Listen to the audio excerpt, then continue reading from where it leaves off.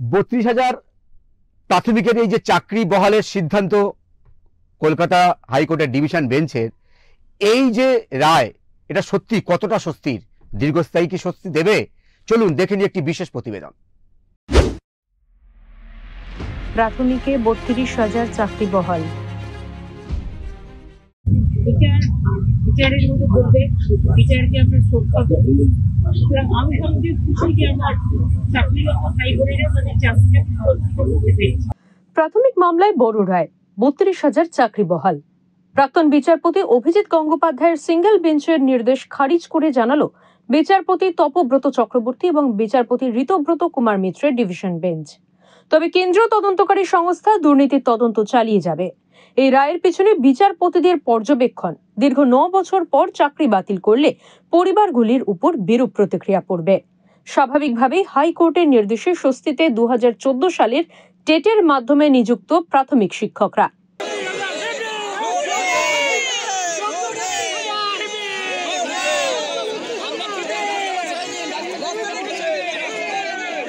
আইনজীবীদের যুক্তি, কর্তৃপক্ষের ভুল কিংবা দুর্নীতির জন্য নিরীহ শিক্ষকদের চাকরি বাতিল হতে পারে না। যারা সফল হননি তাদের জন্য সবকিছু ড্যামেজ হতে পারে না। এতদিন ধরে যারা চাকরি করছেন তারা কোনো প্রভাবশালীদের সঙ্গে যুক্ত নন, তাই তাদের চাকরি বহাল থাকবে বলেই জানায় ডিভিশন বেঞ্চ। উল্লেখ্য, 2014 সালে টেটের ভিত্তিতে 2016 সালের নিয়োগ প্রক্রিয়া শুরু হয়। প্রায় 42,500 শিক্ষক নিয়োগ হয়েছিল, তাতেই অনিয়মের অভিযোগ ওঠে। 2023 সালের মে মাসে তৎকালীন বিচারপতি অভিজিৎ গঙ্গোপাধ্যায় 32,000 চাকরি বাতিলের নির্দেশ দিয়েছিলেন। তবে চাকরি বাতিলের পরেও তাদের কর্মরত থাকতে বলা হয়।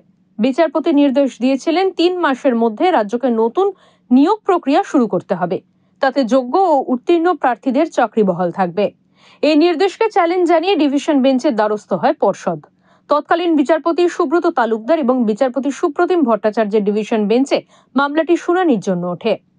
স্বাভাবিকভাবেই স্বস্তিতে রাজ্য এবং পর্ষদ। প্রাক্তন বিচারপতি অভিজিৎ গঙ্গোপাধ্যায়কে নিশানা করেছেন তৃণমূল মুখপাত্র অরূপ চক্রবর্তী। যে একজন বিচারপতি তার সিঙ্গেল বেঞ্চের রায়ে যে নির্দেশ এসেছিল, সেই বিচারপতি যখন পরবর্তীকালে সাংসদ হন এবং বিভিন্ন সময় তিনি সংবাদ মাধ্যমকেই জানিয়েছিলেন যে তিনি বিচারপতি থাকাকালীন বিজেপির সাথে তিনি যোগাযোগ রেখেছেন এবং বিজেপি তার সাথে যোগাযোগ রেখেছিল। আজকে তার রায় যে পক্ষপাতদুষ্ট ছিল শুধু তাই না, বিজেপিকে পলিটিক্যালি ডিভিডেন্ড পাইয়ে দেওয়ার জন্য সেই রায় ছিল। বাংলার হাজার হাজার ছাত্রছাত্রী, শিক্ষক শিক্ষিকার চোখের জলের বিনিময় আজকে সেই রাজনৈতিক অতৃপ্ত প্রেতাত্মাদের আজকে কাঁদবার দিন। 26,000 চাকরি গেল, আপনি এমপি হলেন। চাকরি খাওয়ার বিনিময়ে কি আপনি এমপি হলেন? চাকরি খেয়েছেন বলে আপনি কি তাহলে ভগবান হলেন? ভগবান, তারপর দেখা গেল ভগবান তার জুব্বা ছাড়লেন। এখন ভগবান নিদ্রা গিয়েছেন, গোলযোগ সইতে পারেন না।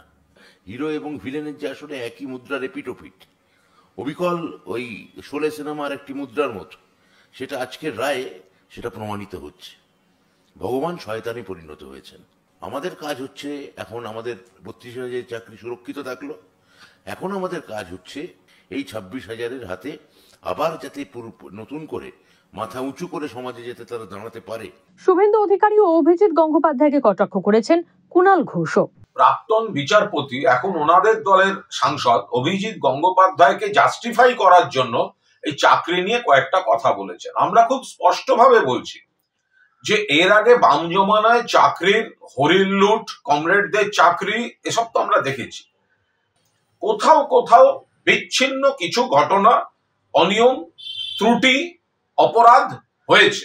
এই বিচ্ছিন্ন ঘটনাগুলিকে উপলক্ষ করে ভোটের রাজনীতি করার যে খেলাটা এই বিজেপি, সিপিএম এবং কংগ্রেসের একাংশ, মূলত তারা আইনজীবী বা কোনো বিচারপতি করছেন, এই জায়গাটায় আমাদের আপত্তি আছে। যে যদিও অনেকে মনে করছেন যেহেতু এসআইআর চলছে রাজ্যে, এই শিক্ষকরা বিএলও প্রক্রিয়ার সঙ্গেও যুক্ত। যদি চাকরি বাতিল হয় তাহলে এসআইআর প্রক্রিয়া ব্যাহত হতে পারে, তাই এই রায় যুগোপযোগী এবং মানবিক। তবে এই রায়কে সুপ্রিম কোর্টে চ্যালেঞ্জের মুখে পড়তে হবে কিনা তা ভবিষ্যৎ বলবে। আপাতত স্বস্তিতে সেই সব প্রাথমিক শিক্ষক শিক্ষিকারা যারা দীর্ঘদিন ধরে প্রবল অনিশ্চয়তার মধ্যে ছিলেন। ব্যুরো রিপোর্ট, ওঙ্কার বাংলা। নমস্কার, ওঙ্কার বাংলায় আপনাদের স্বাগত। আমি আপনাদের সঙ্গে বিশ্বজিৎ। আজকের বাংলা রাজনীতি অনুষ্ঠানে আমরা একটু নজর রাখবো কলকাতা হাইকোর্টের দিকে, কারণ ঐতিহাসিক রায় দিয়েছে কলকাতা হাইকোর্ট। অভিজিৎ গঙ্গোপাধ্যায় যে বাতিলের রায় দিয়েছিলেন সেটা খারিজ করে দিয়ে এই 32,000 চাকরি বহাল রাখলো ডিভিশন বেঞ্চ। তবে তাৎপর্যপূর্ণ বিষয় যে পর্যবেক্ষণ দিয়েছে কলকাতা হাইকোর্ট। কলকাতা হাইকোর্ট বলছে 9 বছর পর চাকরি চলে গেলে তার পরিবারের উপর প্রভাব পড়বে। একদিকে চাকরি বহাল থাকবে, অন্যদিকে পাশাপাশি সিবিআই যে তদন্ত চালাচ্ছে সেটা চলবে। এই যে রায় বহাল থাকলো, এই যে চাকরি বহাল থাকলো, এর ভবিষ্যৎটা কি, ঠিক এই বিষয়টা নিয়ে আমরা আলোচনা করব। এই মুহূর্তে স্টুডিওতে উপস্থিত রয়েছেন বিখ্যাত সাংবাদিক ও রাজনৈতিক বিশ্লেষক অর্কপ্রভু সরকার। দাদা, আপনাকে ওঙ্কারে স্বাগত। কি বলবেন রায়? অত্যন্ত ব্যালেন্সড রায়, আমি এই রায়কে স্বাগত জানাচ্ছি। অভিজিৎ বাবু ঢাকি সহ বিসর্জন দিয়েছিলেন। কোন সময় রায়টা দিলেন তিনি? 2023 সালে। ওনার কর্মজীবনের মেয়াদ ছিল 2025-এর অগাস্ট।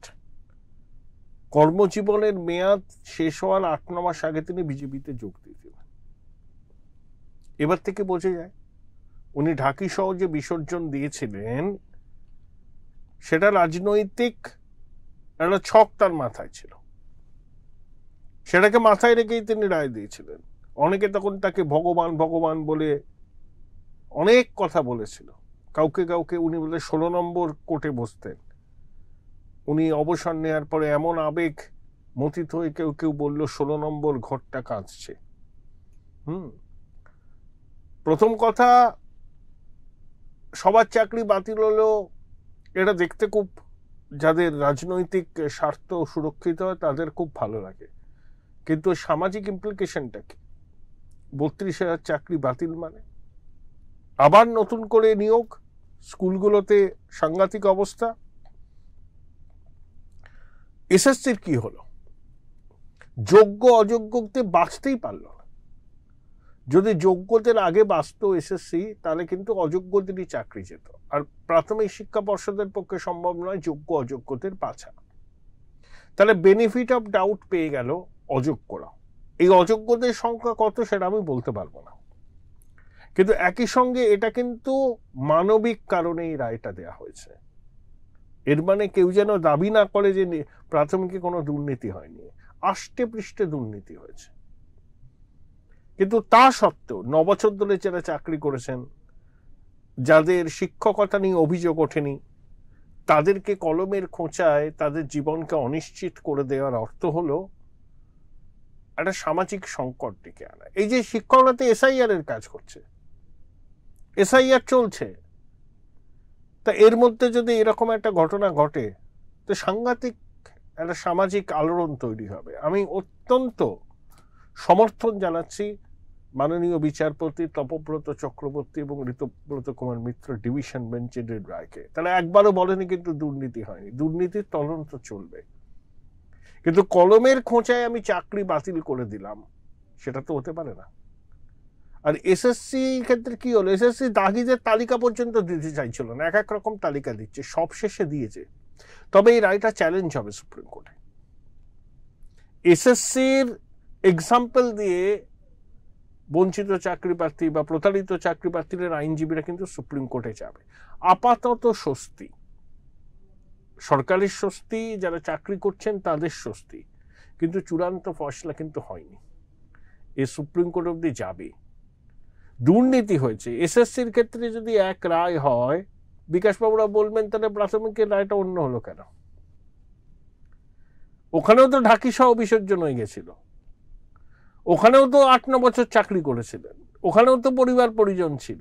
তো সুপ্রিম কোর্টই তো বলেছে নতুন নিয়োগ করতে হবে যাতে দাগিরা বসতে না পারে। তাহলে প্রাথমিকের ক্ষেত্রে এটা হলো কেন?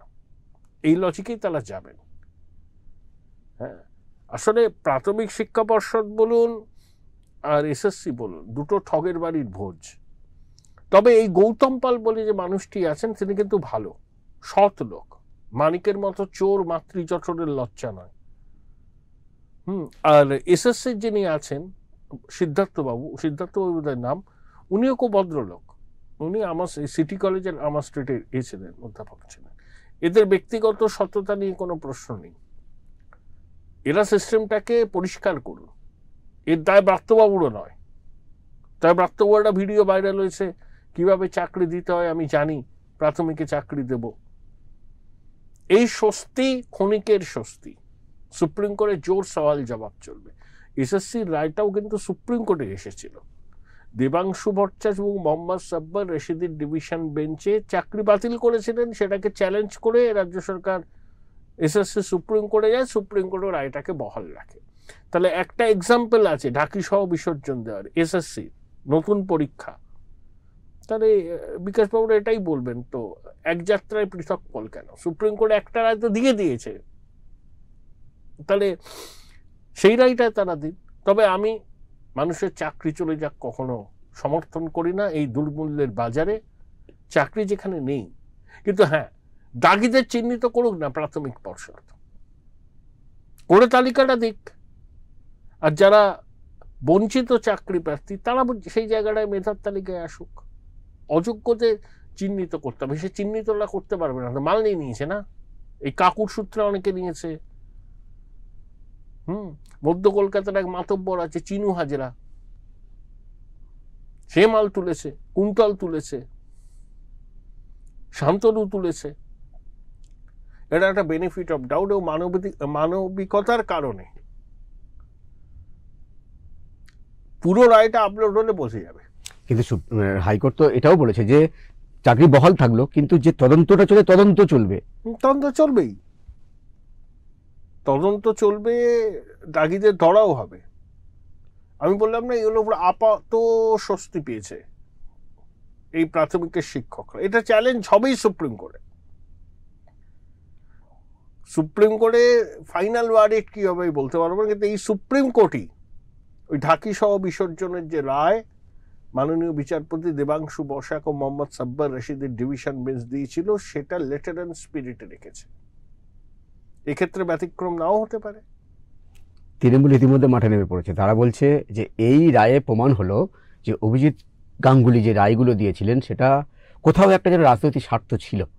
অভিজিৎ গঙ্গোপাধ্যায় মিসগাইডেড মিসাইল, উনি সৎ লোক। উনি বলছেন ইডি সিবিআই দপ্তরের সামনে উনি অনশন করবেন, কেন প্রভাবশালীদের ধরা হচ্ছে না। ওইভাবে কি ধরা যায় নাকি প্রভাবশালীদের? উনি করতেই পারেন। আসলে ওনাকে কেন্দ্রে মন্ত্রী করেনি বিজেপি, সেই জন্য ওনার খুব রাগ হয়েছে। ওকে ও নিজেই বলেছে আমার তো কোনো স্টেক নেই, 5 বছর সাংসদ হয়েছেন, 5 বছর থাকুন, শরীরটাও ভালো নেই, আমি সুস্বাস্থ্য কামনা করি, শান্তিতে থাকুন, মাঝে মধ্যে কয়েকটা মিডিয়াকে ডেকে এনে বাইট দিন, আপনার জ্ঞানগর্ভ বাণী শুনুক, আপনার হতাশাটা বেরিয়ে আসুক, এটাই। উনি কোনো রাজনৈতিক ব্যক্তিত্ব নন। কিছু কিছু লোকটাকে, লোককে অপদস্থ করে, লোককে ছোট করে, লোককে খাটো করে খুব আনন্দ পায়। অভিজিৎ বাবু হচ্ছে সেই প্রজাতির লোক। উনি সৎ, আর ভাবেন সবাই অসৎ। উনি মহান, বাকিরা কিছু জানে না। আমি সংসদে ওনার বক্তৃতা শুনেছি ইংরেজি, আমি আর বলতে, ওনার থেকে ভালো ইংরেজি আমি বলি।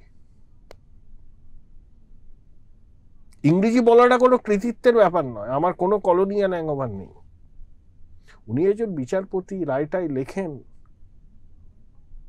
এত ফাম্বেল করছেন কেন, এত ফাম্বেল করছেন কেন সংসদে দাঁড়িয়ে বক্তৃতায়? শুভেন্দুর ঘাড়ে চড়ে জিতেছেন।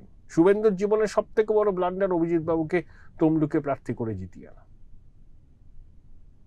যিনি হোমে লাগে না, চোখকে লাগে না, অত্যন্ত আত্মকেন্দ্রিক এবং মেগালোম্যানিয়াক। কোন মানুষ ভাবেন উনি সৎ, বাকি সব অসৎ। কি বিজেপিতে উনি যাওয়ার পরে বিজেপির কি বাড়তি কোনো লাভ হয়েছে? কোনো লাভ হয়নি। উনি বিজেপির বোঝা, বিজেপি বলে বুঝুক।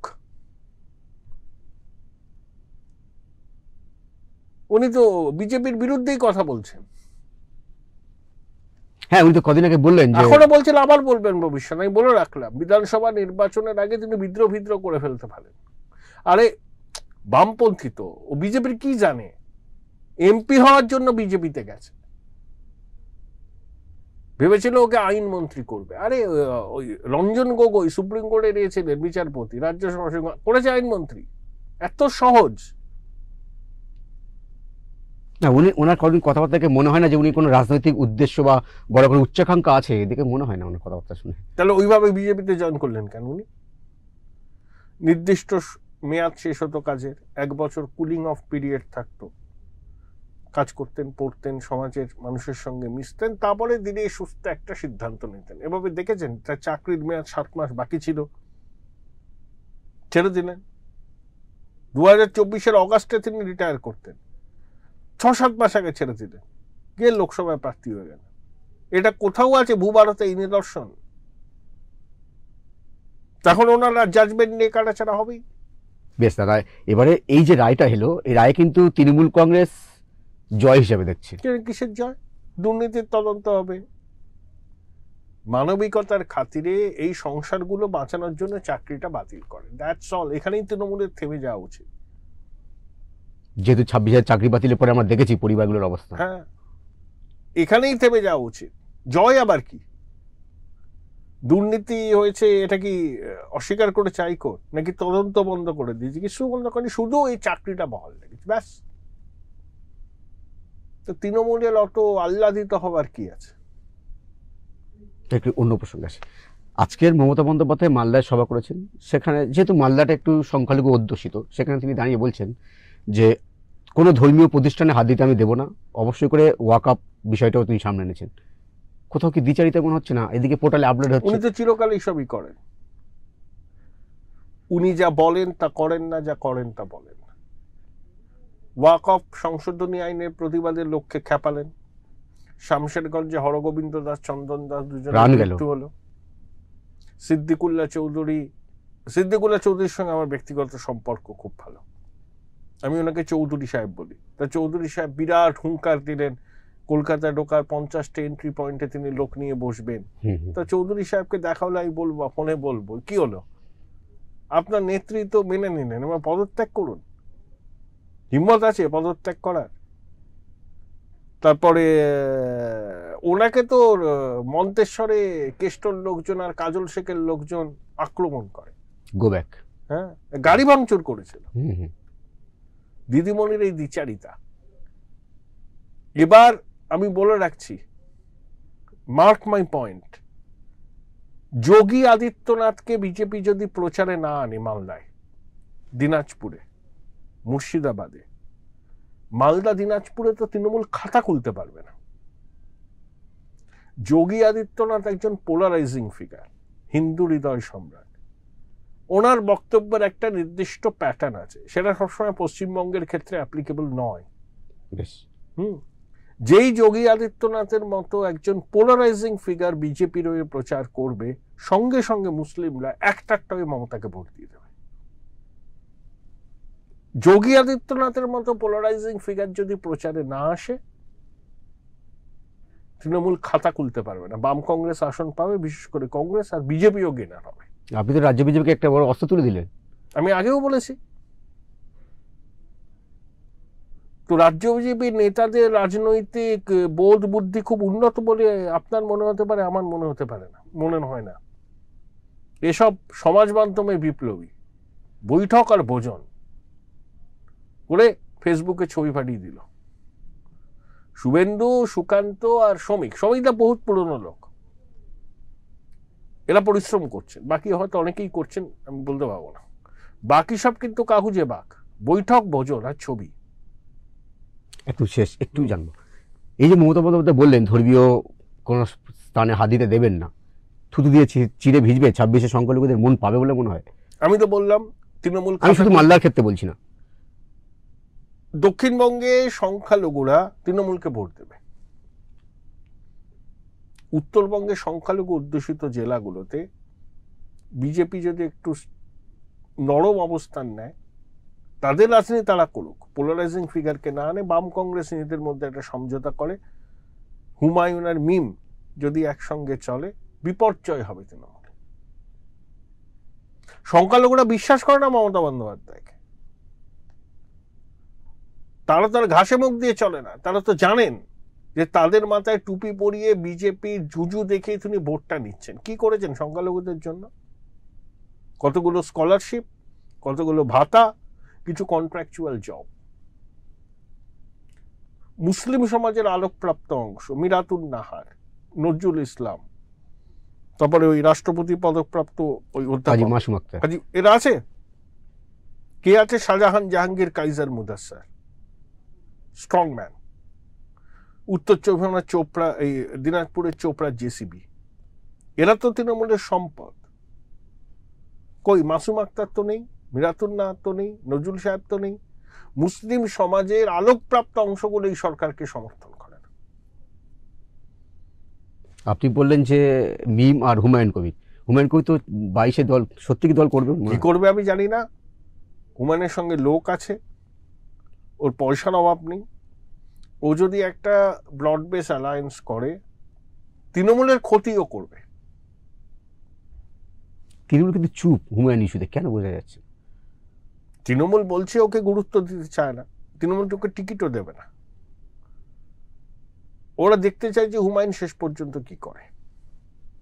আপনাকে অসংখ্য ধন্যবাদ দাদা আমাদের সময় দেওয়ার জন্য। কলকাতা হাইকোর্ট ডিভিশন বেঞ্চ যে 32,000 চাকরি বহালের রায় দিয়েছে, এটা কিন্তু সাময়িক স্বস্তি হতে পারে, দীর্ঘস্থায়ী নয়।